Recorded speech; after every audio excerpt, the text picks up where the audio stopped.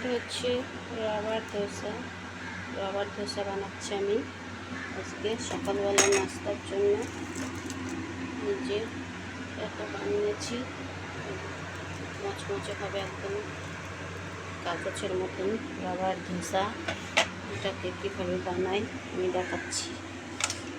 প্রথমে তাওয়াতে তেল ব্রাশ করে নিচ্ছি। আমি ব্রাশ করার পরে এটাকে পাতলা করে গুলে নিয়েছি। এইভাবে এটাকে ছিটিয়ে দেবো। যত পাতলা গুলে নেওয়া যাবে ততই ভালো হবে, আর পাতলা করলে আরও ভালো হয়।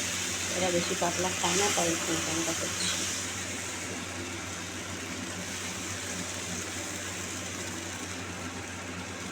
চারিদিকে দিয়ে দিলাম। এটাকে আস্তে আস্তে আজে রাখতে হবে।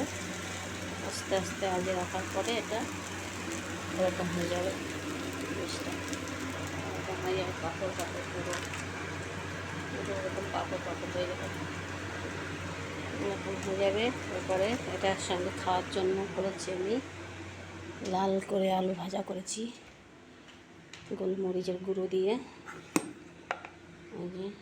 লাল আলু ভাজা গোলমরিচের গুঁড়ো দেওয়া, আর আছে সঙ্গে সাম্বার ডাল, চাটনি, ধনেপাতার চাটনি, কী বলে কোকোনাট চাটনি, আর সঙ্গে একটা পাউডার দিয়ে খাওয়া হবে।